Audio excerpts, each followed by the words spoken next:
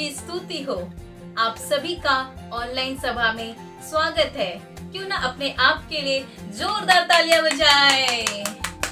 जैसे ये ऑनलाइन सभा हो रही है तो उसके लिए आपको बहुत जरूरी है इस चैनल को सब्सक्राइब करना। अगर आप सब्सक्राइब करेंगे तो आपको नोटिफिकेशन आपके ईमेल में आएगा और उसके द्वारा आप डायरेक्टली चैनल में आ सकते हैं। क्यों ना शुरुआत करने से पहले हम शुरुआत की प्रार्थना करें। आइए अपनी आंखों को बंद करें और परमेश्वर को पुकारेंगे। प्रभु यीशु मसीह, हम धन्यवाद करते हैं इस समय के लिए। प्रभु राजा, तू महान और सर्वशक्तिमान सामर्थी परमेश्वर है, इसीलिए हम धन्यवाद करते हैं। इस लॉकडाउन के दौरान तू हमसे अलग अलग तरीकों से बातें कर रहा है, इसीलिए हम धन्यवाद करते हैं। जैसे हम घरों में हैं, हम हमेशा तेरी आत्मा में बने रहे। प्रभु यीशु मसीह, तू हमारी सहायता मदद कर, हमारे विश्वास में और मजबूत करने के लिए। जैसे हम आप अभी स्तुति आराधना करेंगे, फिर वचन को सुनेंगे, तू अगुवाई करना। प्रभु राजा, हम धन्यवाद करते हैं हर एक बातों के लिए। तू नियंत्रण लेना, सारी महिमा तुझे देते हुए प्रार्थना प्रभु यीशु के अभिषेकित नाम से मांगते हैं, आमीन। हालेलुया। बिना टेंशन के परमेश्वर का हमेशा धन्यवाद करना। परिस्थितियां कितने भी क्यों ना आए, हमेशा प्रभु को पुकारना। हम आइए इस समय आराधना की ओर बढ़ेंगे। भाई शिवा हमारी अगुवाई करेगा।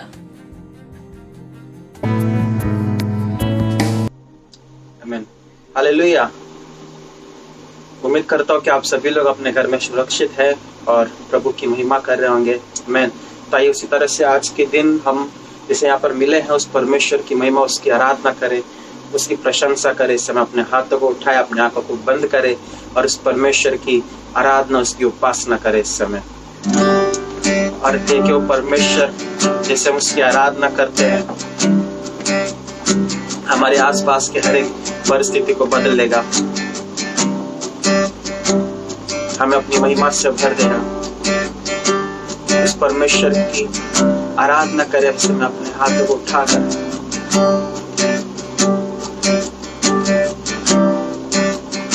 यीशु मसीह, तू ही मेरा भरोसा है, तू ही मेरा सहारा है। आज समय घोषित करेंगे।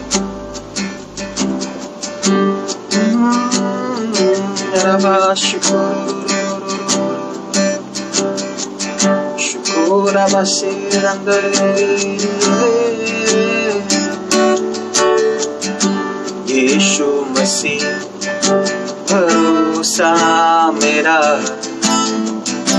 तू ही सहारा है मेरा। यीशु मसीह भरोसा मेरा, तू ही सहारा है मेरा। मुश्किल समय तू ही दिलासा, साथ रहेगा तू सदा। मुश्किल समय में तू ही दिलासा, साथ रहेगा तू सदा। करुणा भलाई तेरी सदा रहेगी मुझ पर। तेरी विश्वास योग्यता देखूंगा मैं उम्र भर। मैं हाथ उठाकर गाऊंगा, यीशु तेरा नाम रहे ऊंचा। मैं हाथ उठाकर गाऊंगा, यीशु तेरा नाम रहे ऊंचा। इसे यीशु मसीह भरोसा मेरा, तू ही सहारा है मेरा। मुश्किल समय में तू ही दिलासा, साथ रहेगा तू सदा। करुणा भलाई भलाई, करुणा भलाई तेरी सदा रहेगी मुझ पर। तेरी विश्वास योग्यता देखूंगा मैं उम्र भर। हाथ उठाकर गाऊंगा, यीशु तेरा नाम रहे ऊंचा।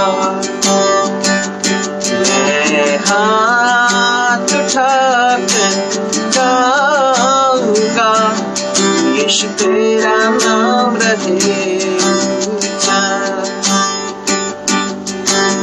मौत से बचाया तूने, जीवन नया है दे दिया। मौत से बचाया तूने, जीवन नया है दे दिया। नाम लेकर पुकारा मुझे, महिमा से मुझको है भरा। नाम लेकर पुकारा मुझे, महिमा से मुझको है भरा। करुणा भलाई तेरी सदा रहेगी मुझ पर। तेरी विश्वास योग्यता देखूंगा मैं उम्र भर। हाथ उठाकर गाऊंगा, यीशु तेरा नाम रहे ऊंचा। हाथ उठाकर गाऊंगा, यीशु तेरा नाम रहे ऊंचा। हाथ उठाकर गाऊंगा, यीशु तेरा नाम रहे ऊंचा। मैं हाथ उठाकर गाऊंगा, यीशु तेरा नाम रहे ऊंचा। तेरा नाम ऊंचा उठाया जाए प्रभु, तेरे नाम को सारी महिमा मिले। तू सब नामों में ऊंचा है, सब नामों में श्रेष्ठ है, सब नामों में सबसे ऊंचा है। तुझसा कोई नहीं है प्रभु। ऐसे परेशानी के समय में भी पिता परमेश्वर तू हमारे साथ है।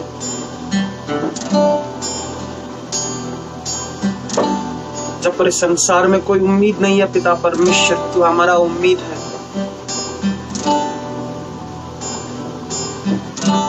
जब इस संसार में कोई आशा की किरण नहीं है पिता परमेश्वर तू हमारी आशा की किरण बना है।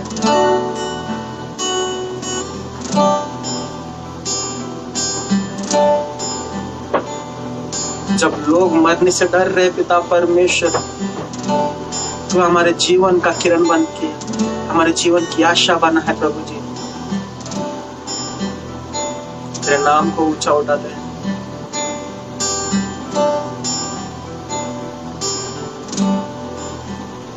तेरी महिमा तेरी आराधना करते हैं।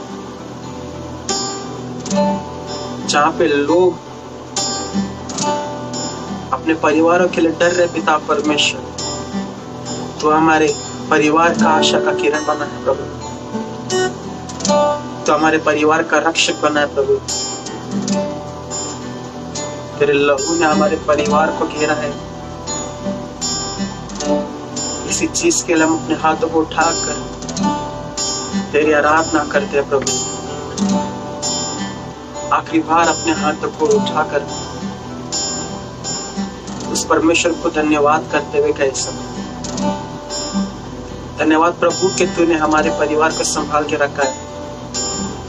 धन्यवाद प्रभु कि हम सही सलामत हैं। धन्यवाद प्रभु जब जगत में सभी लोग मर रहे हैं प्रभु, आपने हमारे और मेरे परिवार को पिता परमेश्वर संभाल के रखा है। मैं अपने हाथों को उठाकर एक आखिरी बार कहे, हाथ उठाकर गाऊंगा यीशु तेरा नाम रहे ऊंचा। मैं हाथ उठाकर गाऊंगा यीशु तेरा नाम रहे ऊंचा। यीशु तेरा नाम रहे ऊंचा। प्रभु तेरा नाम रहे ऊंचा। सारा आदर, सारा महिमा, सारा जलाल सिर्फ और सिर्फ आप ही के इकलौते और महान नाम को देते पिता परमेश्वर। तेरा नाम ऊंचा उठाया जाए, तेरी महिमा है प्रभु जी। सारा आदर, सारा महिमा, सारा जलाल सिर्फ और सिर्फ आप ही के पवित्र नाम को देते पिता परमेश्वर। और यीशु मसीह के नाम से मांगते प्रभु जी, सुनर कबूल कर मेरे पिता। आमीन। मैं हालेलुया। उम्मीद करता हूँ कि आपने इस स्तुति आराधना में एक अच्छा प्रभु की महिमा की होगी, प्रभु के ऊपर उपस्थिति को महसूस किया होगा। आमीन। इसी तरह से लगातार हम लोग उसकी आराधना करते रहेंगे आगे भी। आमीन। तो अभी का समय है प्रभु के वचनों से भरने का अपने आप को। तो आइए इस समय हम लोग सभी तैयार होते हैं प्रभु के वचन को सुनकर उसे ग्रहण कर अपने आत्मा को मजबूत करें इस समय। आमीन। यीशु मसीह के नाम से मांगते हैं। आमीन। हालेलुया। धन्यवाद भाई शिवा, बहुत अच्छा समय हमने आराधना में बिताया और हमारी अगुवाई करने के लिए इसलिए धन्यवाद। जैसे हम अभी वचन की ओर बढ़ेंगे, जहाँ कहीं भी आप बैठे हो या खड़े हो, अपने बाइबल को अपने पास लीजिए और वचन को पढ़ने के लिए, समझने के लिए और जानने के लिए तैयार हो जाइए। क्यों ना हम पास्टर गणेश को बुलाते हैं वचन बांटने के लिए हमारे मध्य में।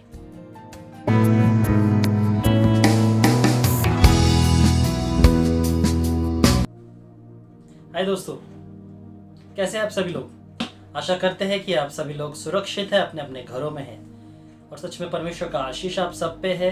हम प्रार्थना कर रहे हैं लगातार आप सभी के लिए और उसी तरह हर एक चीज़ों में, हर एक बातों में हमें परमेश्वर के वचन में, स्तुति आराधना में, प्रार्थना में लगे रहना है। तो दोस्तों आइए इस समय वचन की शुरुआत करें और शुरुआत करने से पहले आइए हम प्रार्थना करें। आइए तो अपने सरों को झुकाकर हम प्रार्थना करें। प्रभु हम धन्यवाद करते राजा, इस समय धन्यवाद करते तेरे प्रेम पवित्र आत्मा के लिए। हम प्रार्थना करते प्रभु कि तेरा अनुग्रह, तेरा प्रेम और पवित्र आत्मा हमारे लिए सही और परमेश्वर सिद्ध बातों को दिखाएगा, दर्शाएगा। हम प्रार्थना करते इस समय कि तेरा आशीष हमारे जीवन में रहे, ताकि कभी भी कोई भी चीज़ों में परमेश्वर हम कमी ना हो, परंतु परमेश्वर हम हर एक चीज़ों में भरकर और परमेश्वर आशीषित और तृप्त हो। प्रभु इस समय जैसे तेरा हम वचन को पढ़ें, प्रभु होने दे राजा तेरा आशीष हमारे जीवन में हमेशा रहे और हर एक गड़बड़ी को हम परमेश्वर इस समय निकालते हैं। हर एक परमेश्वर वीडियो बफरिंग को, हर एक परमेश्वर इंटरनेट की प्रॉब्लम को, हर एक समस्या को, हर एक आलसपन और परमेश्वर हर एक चीज़ों में जो शैतान का कार्य है उसे हम परमेश्वर नाश करते हैं यीशु के नाम से। और प्रार्थना करते राजा कि तेरी आशीष और तेरा प्रेम हमेशा हमारे संग रहे। तो हमारी अगुवाई कर तेरी आत्मा से और तेरी अनुग्रह हमारे ऊपर रखते हुए हम प्रार्थना यीशु के नाम से करते हैं। आमीन। आमीन। तो दोस्तों आइए इस समय हम अपने विषय पे चले। जैसे पिछले हफ्ते हमने क्षमापण के विषय में देखा था, फॉरगिवनेस। तो उस समय हमने देखा था कि क्षमापण क्या है और उसी तरह हमने ये देखा था कि उसमें हमें क्या करना है।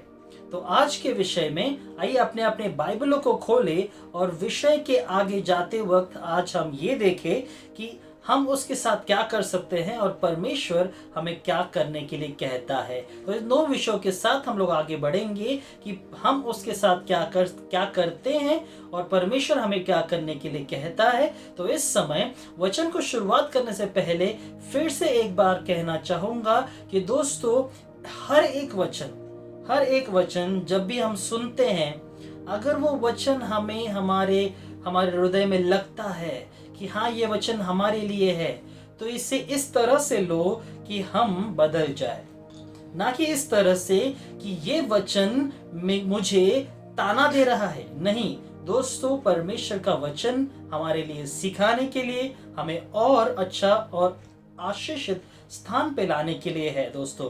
तो जो कोई व्यक्ति दे कि किसी से भी आप सुने, कुछ भी आपने जो सुना है, इसी चीजों से, इसी बातों से ले कि वो आपके भलाई के लिए है, आपको सिखाने के लिए है। और अगर ऐसे आप लेते हो, अगर आप ऐसा सोचते हो कि ये चीज इस व्यक्ति ने या इसके द्वारा मुझे कोई ताने मार रहा है, तो आपको क्षमा करना जरूरी है। तो सबसे पहले आप क्षमा करना सीखे। यही विषय में आज हम बात करेंगे कि किस तरह से हम क्या करते हैं हमारी उन बातों को जो हमें नहीं करना चाहिए, मगर फिर भी हम करते हैं, और उसके ऊपर परमेश्वर हमें क्या करने के लिए कहता है। तो वही चीज जब हम सोचते हैं इन चीजों पे कि हाँ ये बातें जरूरी है, और इन बातों पे हमारा सोच और हमारा ध्यान होना चाहिए कि जो भी हम कर रहे हैं वो सिर्फ और सिर्फ किसको महिमा दे? परमेश्वर को महिमा दे। तो आइए दोस्तों, इस समय हम नीति वचन के किताब को खोले, इस समय 28 के 13 को खोले और वो वचन को हम पहले देखें। मगर उसके पहले परमेश्वर हमसे कुछ कहता है, और वही परमेश्वर ने कहा है हमें हमेशा करने के लिए। लूका के अध्याय में हम देखेंगे इस समय, लूका के 23 अध्याय के 34वें वचन में हमें कविता पढ़ने में मदद करेंगी, उसे हम देखेंगे पहले। लूका 23 अध्याय वचन 24। तब यीशु ने कहा, हे परम पिता, इन्हें क्षमा कर, क्योंकि ये नहीं जानते कि ये क्या कर रहे हैं। इन्हें क्षमा कर, क्योंकि ये नहीं जानते कि ये क्या कर रहे हैं। दोस्तों, ये कौन कह रहा है? यीशु मसीह कह रहा है। ओके, अभी यहाँ पर अगर हम 27 से लेकर 37 तक 37 तक अगर हम पढ़ेंगे इसे, तो परमेश्वर को उस पहाड़ पे ले जाया गया, जो पहाड़ जो है ऐसे राउंड शेप में है, और उसी जगह पर वहां पर उसको क्रूसित किया गया, जहां पर 2 और लोग भी थे जो गुनहगार थे। उनके साथ यीशु मसीह को भी क्रूसित किया गया, और उसी के बाद जो सैनिक है वहां पे, उन्होंने उसकी मजाक उड़ाई, और कुछ ऐसे अधिकारी आए और उन्होंने कहा कि अगर ये परमेश्वर है तो ये जो तुम्हें बचाएगा, पहले वो अपने आप को तो बचा ले। अगर आप इन सब में पढ़ोगे तो आपको दिखेगा कि वहां पर बहुत निंदा हुई, बहुत सारी चीजों में ऐसे ताने मारे गए उसको ये कहा गया कि तू परमेश्वर है, अपने आप को बचा के दिखा। लोगों को कहा कि अगर ये परमेश्वर है तो अपने आप को बचा ले। मगर वहां पर यीशु मसीह का जो बोलना है वो ये है कि प्रभु इन्हें क्या कर? इन्हें क्षमा कर, क्योंकि ये नहीं जानते कि ये क्या बोल रहे हैं। तो दोस्तों, उसी तरह हम जब अपने चर्च में रहते हैं, जब अपने अपने लोगों पे अपने अपने जगहों पर रहते हैं, अगर कुछ ऐसी हो जाती है, और उस समय हम उसी चीजों को कनेक्ट करके अगर हम कुछ सुनते हैं, और अगर हमें ऐसा लगता है कि ये व्यक्ति ने मुझे ताना दिया है, ये मुझे बोल रहा है, तो सोचिए आप उसके विषय में क्या घृणा रख रहे हैं। मतलब आप उसके विषय में एक कड़वाहट को लेकर आ रहे हैं। तो दोस्तों, इसी चीज को परमेश्वर ने भी झेला है, और यही परमेश्वर कहता है कि इसे अपने सोच में मत आने दो। अगर ये चीज है तो इसे सोचो। अगर वो व्यक्ति कह रहा है तो क्या कह रहा है, और वो क्यों कह रहा है, या वो क्या कह रहा है और वो क्यों कह रहा है। अगर हम वो समझ सकते हैं तो बढ़ पाएंगे। अपने आप को बोलो, अगर हम समझ सकते हैं तो वो बढ़ पाएंगे। ओके, उसी तरह नीति वचन के अध्याय में हम देखेंगे कि हम सबसे पहले चीजों को क्या करते हैं। हम क्या करते हैं, हम उन चीजों को छुपा लेते हैं।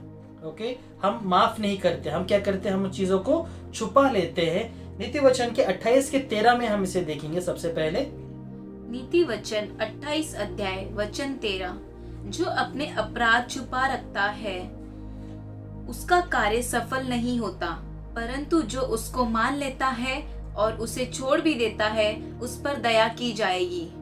या जो उसे छोड़ देता है उस पर दया की जाएगी। मतलब अगर हम मान ले कि हाँ ये मेरी गलती है, ओके, और अगर हम ये समझ ले कि हाँ ये मेरी गलती है, मैं सीख लेता हूँ, ठीक है, ये जो बोल रहा है सही बोल रहा है, तो उसका क्या होगा, सही में जो वचन कहता है वो चीजें हमारे जीवन में भी होता है दोस्तों। बहुत बार होता है, बहुत बार मेरे साथ पहले हुआ था। मुझे ऐसा लगता था कि ये मेरे लिए बोल रहा है, ये मेरे लिए बोल रहा है, और मैं हमेशा उसके बारे में गलत सोचता था। मगर ये कभी नहीं सोचा कि प्रभु तू मुझसे क्या बात करना चाहता है।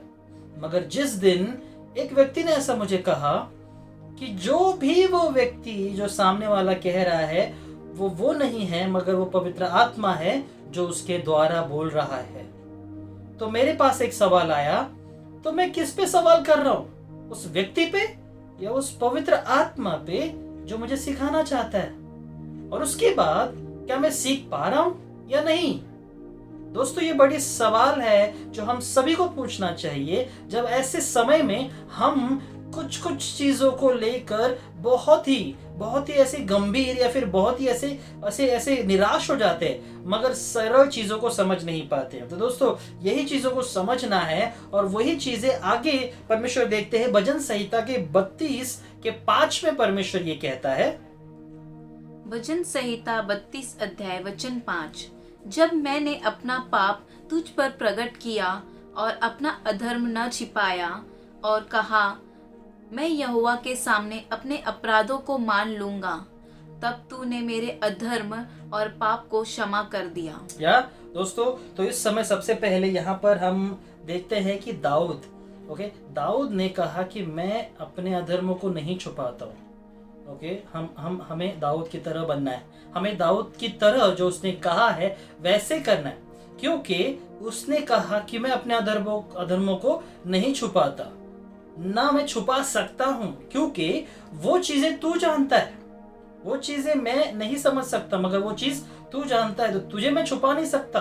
तो इस समय हमेशा जैसे दाऊद कहता है, वो उसने परमेश्वर को कहा, हमें भी कहना है। तो दोस्तों, अगर याद आ रहा है, अगर आपको समझ में आ रहा है, तो क्षमा मांग लो, क्योंकि ये समय है कि हमेशा यही नहीं, हमेशा, क्योंकि हम हर बार ये करते, मनुष्य है, हर बार ये कहते हैं, मगर उस समय भी परमेश्वर हमें कहता है कि वो चीजें हमारे लिए है, इसीलिए हमें छुपाना नहीं है, मगर बोल देना है, ताकि उससे परमेश्वर आशीष देता है। क्योंकि वही चीजें जो परमेश्वर बताता है कि उसके द्वारा, ओके, उस छुपाने के द्वारा हमारे ऊपर ही वो आशीष रुक जाती है। क्यों रुक जाती है, आगे हम देखेंगे। ये पहला था जो हम करते हैं, सबसे पहले हम उसे क्या करते हैं, उसे छुपा देते हैं। और दूसरी बात हम देखते हैं कि हम दूसरों को ही दोष देते हैं। हम क्या करते हैं, हम दूसरों को ही दोष देते हैं। अगर हम उत्पत्ति के 3 के 12 में देखें, तो उत्पत्ति के 3 के 12 में जब आदम को ये दिखता है कि वो परमेश्वर के सामने है और वो नंगा है, तो वो परमेश्वर से कहता है कि हे प्रभु, तूने मुझे ये औरत दी और उस औरत ने मुझे ये, उस स्त्री ने मुझे ये फल दिया और मैंने उस फल को खाया, और उसके द्वारा ही हमारे जीवन में वो चीजें जरूरी हो जाती है जहां पे हमें ये सोचना है कि हमारा जीवन सिर्फ दोष लगाने में ही चला जाता है। और परमेश्वर कहता है दोष मत लगाओ, क्योंकि वो चीजें बहुत बहुत बहुत ज्यादा जरूरी है दोस्तों। क्योंकि अगर हम पढ़ते हैं नीति वचन, ठीक है, नीति वचन के 19 के 3 में लोगों ने इवन परमेश्वर को भी नहीं छोड़ा, परमेश्वर के ऊपर भी उन्होंने क्या किया, उन्होंने क्या किया, दोष लगाया। तो हम देखते हैं इस समय वो वचन को। नीति वचन 19 अध्याय वचन 3। मनुष्य अपनी ही मूर्खता से अपनी जीवन बिगाड़ लेता है, किंतु वह यहोवा को दोषी ठहराता है। वो यहोवा को दोषी ठहराता है।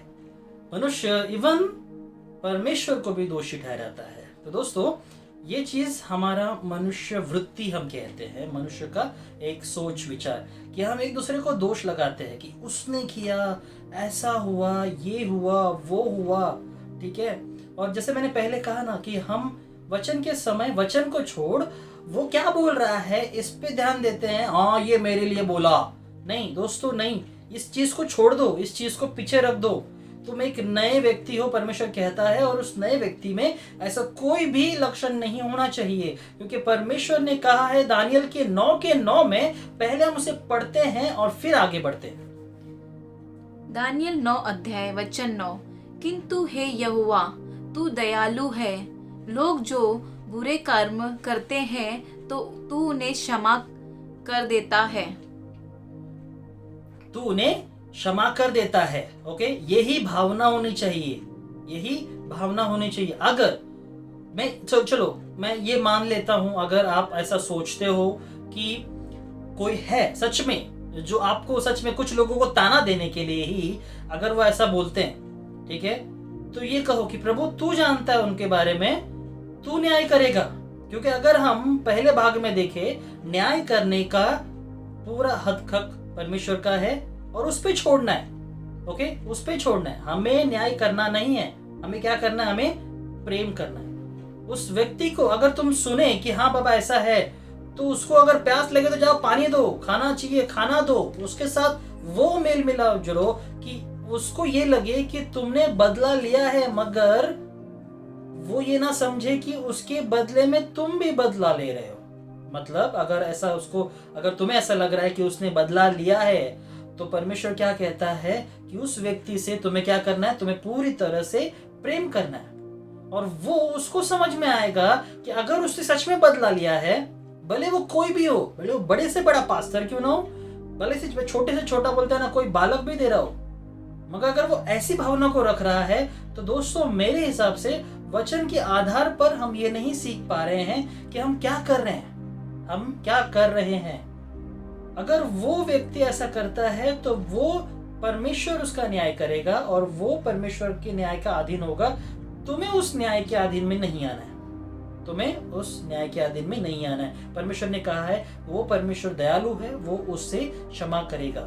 तो हमें ये हमेशा यही कहना है कि प्रभु हम उसे क्षमा कर। तो ये सिर्फ चर्च में नहीं दोस्तों, जब हम चर्च के बाहर निकलते हैं, जब हम इस समय अगर जहां पर भी जाते हैं, आज बहुत सारे लोगों में कोरोना नहीं, करुणा, ठीक है, मदद करने की भावना बहुत आ पड़ी है। क्यों? क्योंकि वो देख रहे हैं कि संसार को एक दूसरे की जरूरत है। तो अगर कोई दिखा कि यहाँ पे जरूरत है, तो वो दिल खोल के उनकी मदद कर रहे हैं। तो आपको क्या लगता है ऐसे समय में क्या आपको भी वैसा ही करना चाहिए जैसे आप पहले कर रहे थे? नफरत, भेदभाव, ऐसी चीजों नहीं, वो चीजें आपको आगे बढ़ाना है, क्योंकि यही परमेश्वर का वचन सिखाता है हमें दोस्तों। ओके, वो परमेश्वर कहता है कि वो चीजें जो परमेश्वर दयालु है वो करेगा, और वो चीजें आशीषित करने वाला परमेश्वर है, वो चीजें हम सीखते हैं। तो दोस्तों यहाँ पर हम दो चीजों के बारे में सीखते हैं, जहां पर परमेश्वर सबसे पहले कहता है कि हम क्या करेंगे उस चीजों को लेकर। हम क्या करते हैं? हम चीजों को ढक देते हैं, ओके, हम छुपा देते हैं। और क्या करते हैं? हम दोष लगाते हैं, ठीक है, क्योंकि हम छुपाना चाहते हैं, हम अपने आप को दिखाना नहीं चाहते, हम दूसरों पे उंगली उठाते हैं। परमेश्वर ये कहता है कि वो चीजें हमें नहीं करनी है, मैं दयालु हूं, मैं क्षमा कर दूंगा। तो सबसे पहले इस भावना से उभरना है। और दूसरी दोस्तों, परमेश्वर हमसे क्या कहने की कोशिश कर रहा है, तो ध्यान से सुनिए। सबसे पहले परमेश्वर कहता है कि उसे स्वीकार कर लो, उसे ढाको मत, उसे छुपा मत लो, मगर उसे स्वीकार कर लो। नीति वचन के 20 के 27 में सबसे पहले परमेश्वर ये कहता है, नीति वचन 20 अध्याय वचन 27। यहोवा का दीपक जन की आत्मा को जांच लेता है और उसके अंतरात्मा स्वरूप को खोज लेता है। या परमेश्वर जानता है, बोलो अपने आप को, परमेश्वर जानता है। हम अपने आप से और परमेश्वर से कुछ नहीं छुपा सकते, कुछ नहीं छुपा सकते। दोस्तों, ये कहने के लिए आसान है, ओके, जो परमेश्वर कहता है हमें करने के लिए, ओके, मगर करने के लिए बहुत मुश्किल। सबसे पहले परमेश्वर कहता है कि उसे स्वीकार करो, क्योंकि नीति वचन के 20:27 के अनुसार परमेश्वर को पता है, वो जानता है, वो सब भाप लेता है कि तुम्हारे अंदर कौन है, क्या है, कैसी वृत्ति है, वो चीजें। पहले यूहन्ना के 1:8 में हम देखते हैं परमेश्वर क्या कहता है इसी भी चीजों में। पहला यूहन्ना 1:8, यदि हम कहे कि हम में कुछ भी पाप नहीं तो अपने आप को धोखा देते हैं और हम में सत्य नहीं। हम अपने आप को धोखा देते हैं, ओके, ये समझना जरूरी है। परमेश्वर जानता है, मगर अगर हम ये कहते हैं कि हम में कुछ पाप नहीं है तो हम किसको धोखा दे रहे हैं? किसको? अपने आप को। और राइट, तो सब जानता है। और अगर हम ये कर रहे हैं ना, तो दोस्तों हम एक मुखौटा लेके चल रहे हैं जिसमें सामने से तो हम हंस रहे, मगर अंदर से हम कौन है? हम वही धोखेबाज है जो खुद को और परमेश्वर को धोखा दे रहे। मगर हमें यह समझना है कि उससे उभर कर बाहर आना है, जैसे लेवी व्यवस्था, विलाप गीत, फिर से लैमेंटेशन में इसमें थोड़ा सा गड़बड़ हो जाता है, लेकिन विलाप गीत के 3:40 में परमेश्वर ये कहता है, आइए उसे देखें। विलाप गीत 3:40, हमें अपने चाल चलन को ध्यान से परखे और यहोवा की ओर फिरे। अपने चाल चलन को परखे और यहोवा की ओर फिरे। चाल चलन हम क्या कर रहे हैं ये देखे, समझे, क्योंकि दोस्तों इसके बाद जब लॉकडाउन खुल जाएगा, उसके बाद एक चीज तो होना ही चाहिए, लोगों को वो दिखना चाहिए जो तुम हो। या मुखौटा लेके मत चलो कि अंदर ही अंदर तुम घुट रहे हो, बहुत सारी चीजों को लेकर तड़प रहे हो, समझ नहीं आ रहे तुम्हें, और बाहर तुम ऐसा दिखा रहे हो कि अरे सब कुछ अच्छा है। नहीं, सब कुछ अच्छा नहीं है। तुम किसे धोखा दे रहे हो? तुम ये कह रहे हो कि कुछ हम पाप नहीं, हमें पाप नहीं है, बल्कि तुमने किसी को माफ नहीं करके तुमने पाप किया है। तुम उस शिक्षा के अधीन हो चुके हो, क्योंकि परमेश्वर कहता है कि अगर तुमने किसी को माफ नहीं किया तो परमेश्वर भी तुम्हें माफ नहीं करेगा। अगर परमेश्वर ने माफ नहीं किया है तो क्या तुम आजाद हो? क्या तुम स्वतंत्र हो? नहीं। इसी चीजों में हम घुटते रहते हैं दोस्तों, इसी चीजों में हम घुटते रहते हैं कि हमारे माँ बाप, हमारे भाई बहन, हमारे अगवा ने, हमारे दोस्तों ने, हमारे उन्होंने ये सब चीजें की। हम कभी कभार भूल भी जाते हैं उस चीजों को, मगर जब वो व्यक्ति सामने आता है ना तो वो वापस आ जाता है ध्यान। क्यों? क्योंकि हमने उसे भूला नहीं है, इसका मतलब हमने उसे माफ नहीं किया। तो दोस्तों, माफ करने का सबसे अच्छा तरीका यह है कि स्वीकार कर लो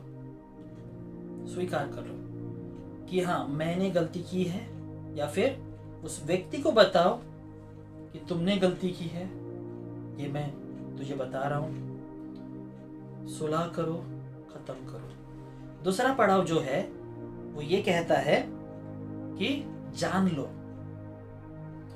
उसे जिम्मेदारी है तुम्हारी और उस जिम्मेदारी को तुम्हें जानना है।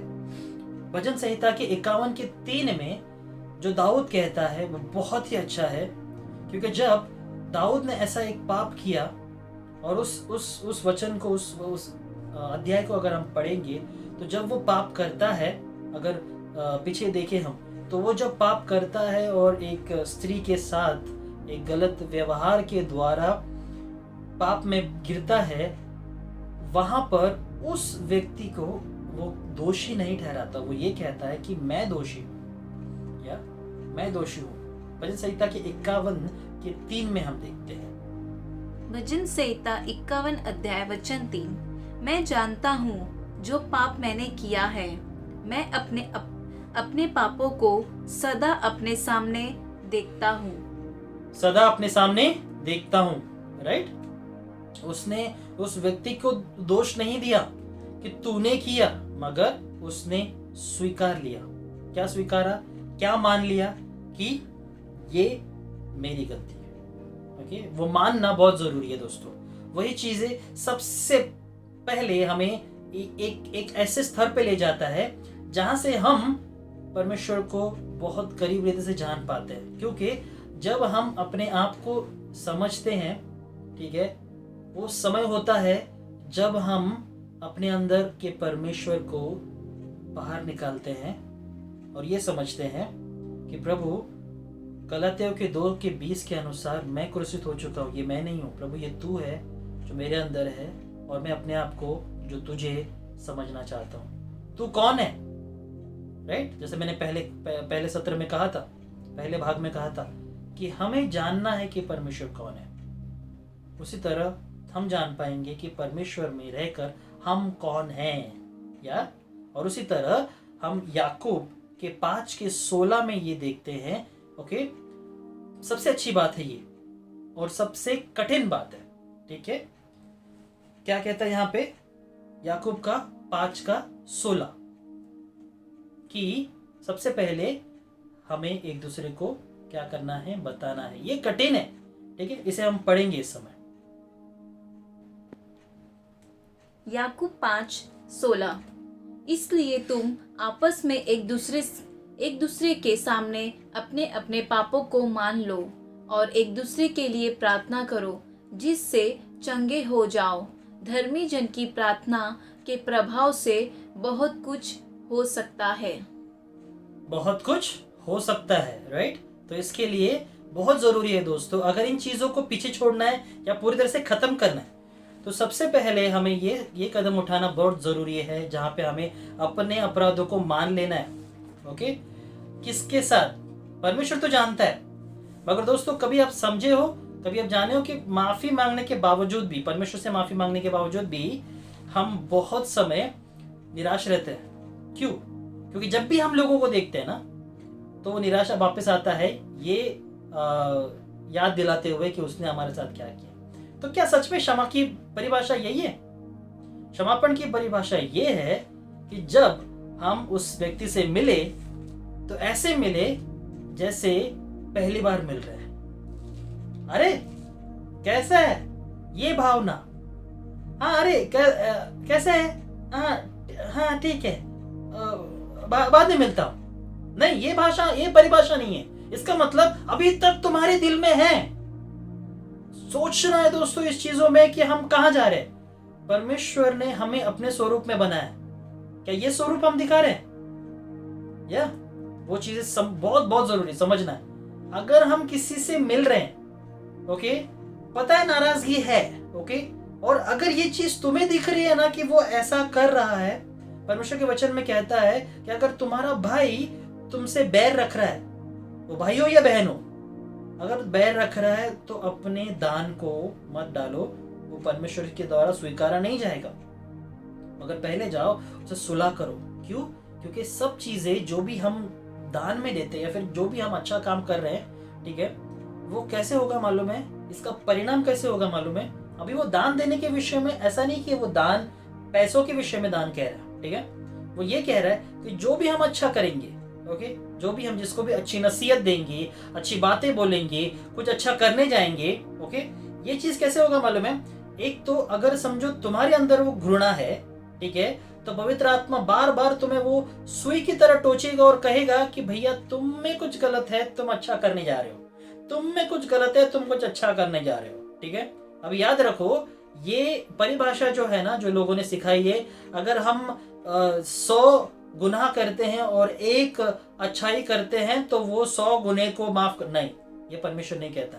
परमेश्वर कहता है जितने भी तुमने गुनाह किए हैं, जितने भी तुमने गलत काम किए हैं, उसकी क्षमा मांगो, उसके लिए पश्चाताप करो। बहुत बहुत बहुत ज्यादा जरूरी है, या और वही चीजें जब तुम कर रहे हो वो, और जब दूसरे देखेंगे ना तुम्हें, क्योंकि तुम वो कर रहे हो, तुमने वो गलत काम किया है उनके साथ, वो एक गलत चीज को सोचेंगे और ये कहेंगे कि ये देखो ये गलत कर रहा है, बोलते हैं ना, पहले तो यहाँ गलत करता है और यहाँ अच्छा करता है, मतलब दोहरी जिंदगी जी रहा है, यहाँ पे गलत और यहाँ पे अच्छा।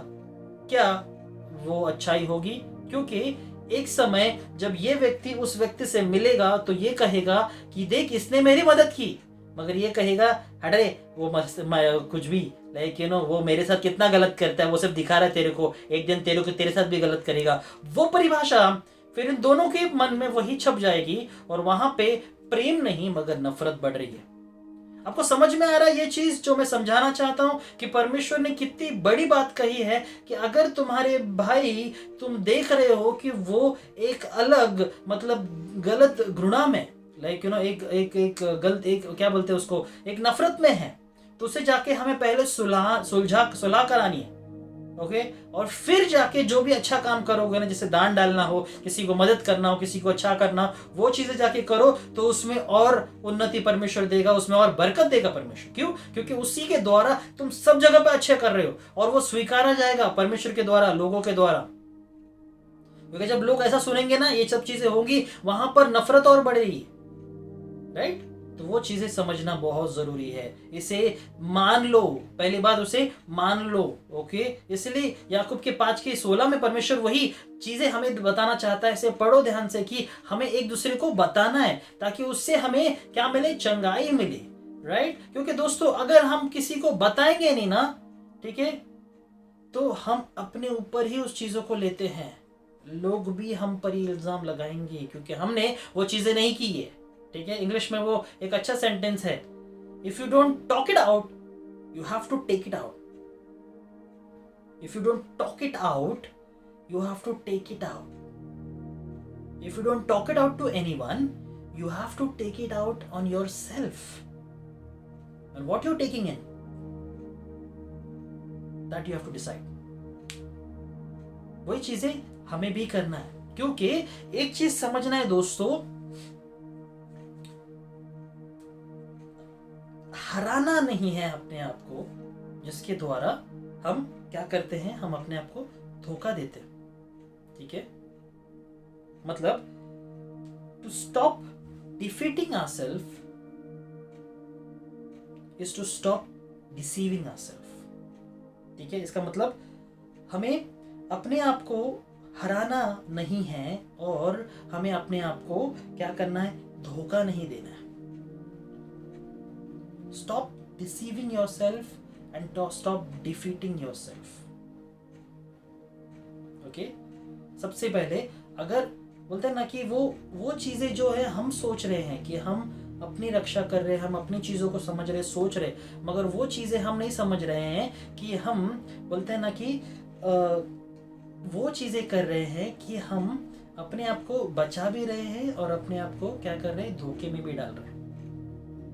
मगर परमेश्वर यहाँ पे कहता है कि वहां पे सबसे पहले तुम्हें क्या करना है, पहला पड़ाव कि उसे स्वीकार करना है, सबके दूसरा पड़ाव उसे मान लेना है। ये दोनों दोस्तों एक जैसा ही है, मगर इसका दोनों का परिभाषा बहुत अलग अलग है, या और हम तीसरे पड़ाव पे जाते हैं, वो है बहुत साधारण, बहुत बहुत बहुत जरूरी कि हमें क्षमा मांगना है। या पहले यूहन्ना के 1:9 में हम देखते हैं, पहला यूहन्ना 1:9, यदि हम अपने पापों को स्वीकार कर लेते हैं तो हमारे पापों को क्षमा करने के लिए परमेश्वर विश्वसनीय है और न्यायपूर्ण है और समुचित है तथा वह सभी पापों से हमें शुद्ध करता है। सभी पापों से हमें शुद्ध करता है, करेक्ट? वही चीजें परमेश्वर कहता है। अगर हम मान ले, ओके, अगर हम जान ले, सबसे पहले हम अपने पापों को अंगीकार करें, ओके, तो परमेश्वर न्यायी है जो हमारे हर एक गुनाह को माफ करेगा दोस्तों। या उसी तरह रोमियो के 3:23 और 24 में भी परमेश्वर वही कहता है कि हमने पाप किया है। ओके, आगे देखते, पढ़ते उसे।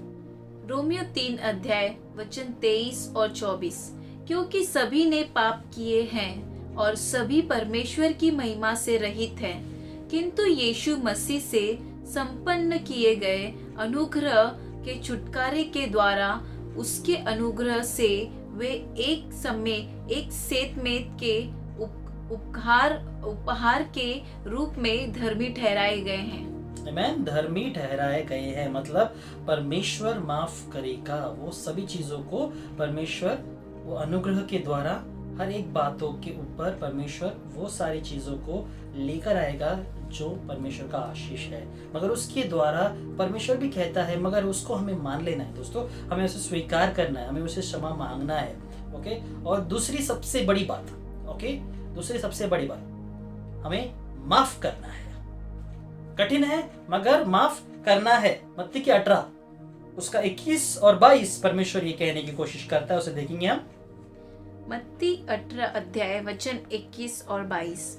तब पतरस ने पास आकर उससे कहा, हे प्रभु, यदि मेरा भाई अपराध करता रहे तो मैं कितनी बार उसे क्षमा करूं?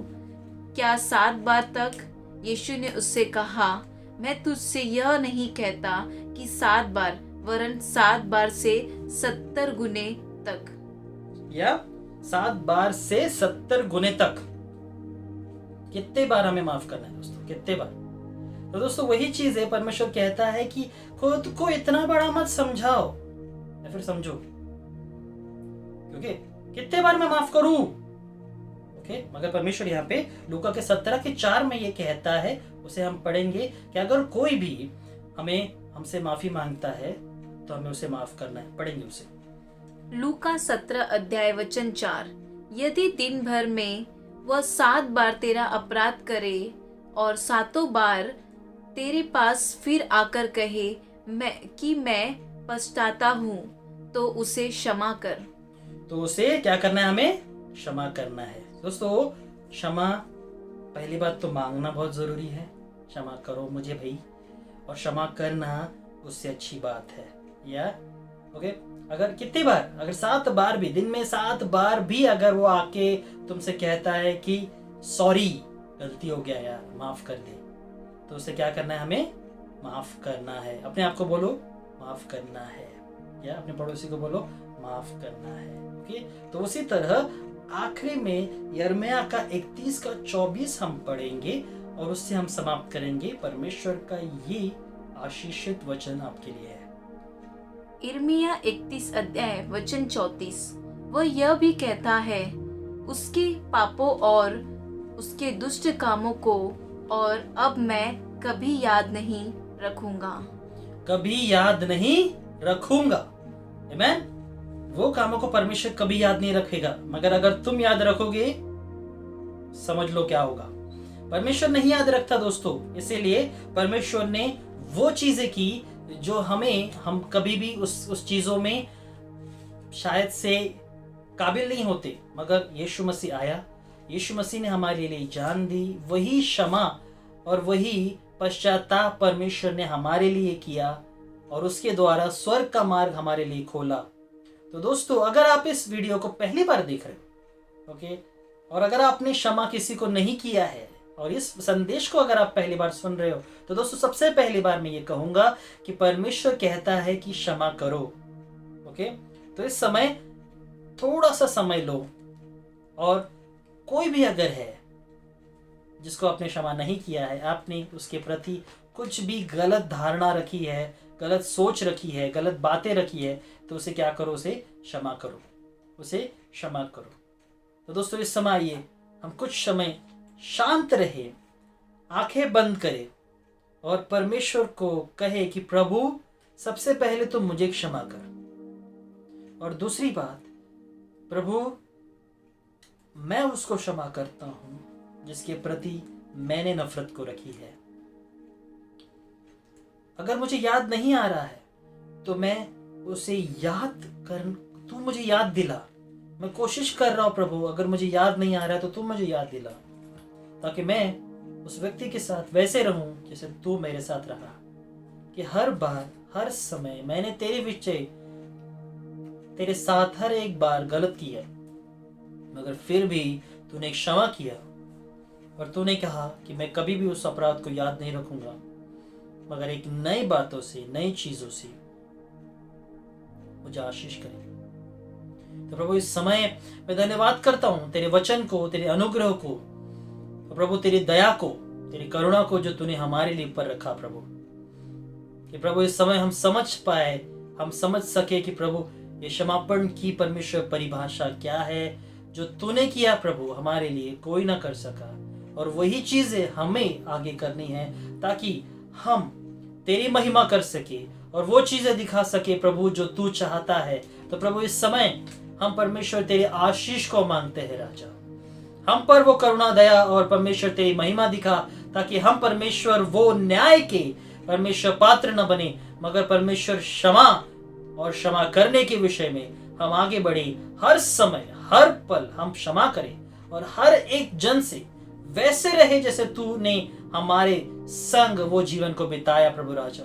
तो इस समय प्रभु मैं सच में हमारा जीवन तेरे हाथ में देता हूँ, हमारे जीवन को एक उदाहरण बना, एक आशीषित का कारण बना, और उसी तरह हर एक चीजों में तेरा अनुग्रह, तेरा प्रेम और पवित्र आत्मा हमारे जीवन में रख। तो प्रभु इस समय को, इस पल को सच में आशीषित कर। जो व्यक्ति देख रहे हैं उनके हर एक क्षमा के परमेश्वर भाषा को तू समझ कर परमेश्वर उनके हर एक पापों को, हर एक गलती को तू माफ कर, और वहां पे तेरे आशीष को आने दे प्रभु राजा। इस समय हर एक गलती की वजह से आई हुई हर एक बीमारी, हर एक परमेश्वर जो बंधन, उस सभी चीजों को मैं तोड़ता हूं इसी समय यीशु के नाम से, और प्रार्थना करता हूं राजा कि तेरा अनुग्रह उन सभी पे रहे, ताकि वो सभी लोग चंगे रहे, तेरे आशीषित तेरे अनुग्रह में और तेरे पवित्र आत्मा के साए में सुरक्षित रहे। जहां भी जाए वहां भी परमेश्वर तेरी आत्मा उन्हें अगुवाई करे और तेरी सुरक्षा रहे, और तेरी पवित्र आत्मा से परमेश्वर हर एक चीज परमेश्वर वो सयाने रूप से और परमेश्वर समझदारी से करे। सरकार का परमेश्वर हर एक नियम का पालन करे, और वहां भी परमेश्वर हम देखे कि इस जंग को जो हम लड़ रहे हैं वो आत्मिक जंग और वो शारीरिक जंग से हम परमेश्वर जीत जाए, क्योंकि तूने हमें जयवंत से भी बढ़कर बनाया है और तूने हमें आशीष का कारण बनाया। तो इसलिए प्रभु मैं धन्यवाद करता हूँ और कहता हूँ प्रभु कि तू अनुग्रह कर, तेरे पवित्र आत्मा से तू हमें ले चल, तू आशीषित कर। इस समय को, इस पल को देने के लिए धन्यवाद करते हुए सारी महिमा आदर गौरव तुझे देते हुए प्रार्थना यीशु के नाम से करते हो, आमेन, आमेन, हालेलुया। तो दोस्तों आप आजाद हो, क्योंकि आपने क्षमा मांगी है और आपने क्षमा की है। तो दोस्तों ये बहुत बहुत खुशी की बात है, क्योंकि आप वैसे रहोगे जैसे यीशु मसीह रहा है। आमेन, हालेलुया। ये बहुत बहुत बड़ी बात है और बहुत सुंदर बात है कि परमेश्वर के वचन में और परमेश्वर की सुरक्षा में आप हो। तो दोस्तों जरूरत पड़े तो ही बाहर निकलना, जरूरत नहीं तो हमें इस जंग को साथ में मिलकर लड़ना है। सरकार को हमारी मदद चाहिए, तो हम सरकार के संग मिलकर उन सभी लोगों के लिए प्रार्थना करेंगे और उसी के साथ हम आगे बढ़ेंगे। तो परमेश्वर आपको आशीष करे। धन्यवाद। और आप एक दूसरे का ख्याल रखें, एक दूसरे से बात करते रहिए और हर एक चीजों में परमेश्वर का आशीष को और अपने जीवन में लाते रहिए, वचन और प्रार्थना के द्वारा। धन्यवाद। क्यों ना जोरदार तालियां हम बजाएं पास्टर गणेश के लिए, जैसे उन्होंने बहुत अच्छा वचन हमारे मध्य में बांटा। जो भी हमने सीखा है उसे हम भूले नहीं, उसे अच्छी तरीके से याद रखे, मनन करे और प्रभु से पूछे कि प्रभु तू हमसे इस वचन के द्वारा क्या बातें करना चाहता है। क्योंकि जब भी आप पढ़ते हो वचन, प्रभु नए प्रकटीकरण को देता है। जो भी आपने सीखा है आप अपने आप तक ना रखे, दूसरे को भी वो बांटे। और इस वचन के द्वारा जैसे हमने सीखा कि हमें क्षमा करना है, जैसे परमेश्वर ने हमारे अपराध को क्षमा किए, हमें भी दूसरे के अपराध को क्षमा करना है और हमेशा हमें लोगों के लिए प्रार्थना करनी है। धन्यवाद पास्टर गणेश, फिर से आपने इतना अच्छा वचन हमारे मध्य में बांटा। और जैसे हमारे दोस्तों, मैं आपको फिर से याद दिलाना चाहती हूँ कि बिना भूले आप लाइक करें और सब्सक्राइब करें, ताकि आपको जो भी नोटिफिकेशन है आपके ईमेल आईडी पे मिल जाएगा, तो आप डायरेक्टली उस वीडियो की ओर जा सकते हैं। धन्यवाद। प्रभु आपको आशीषित करे।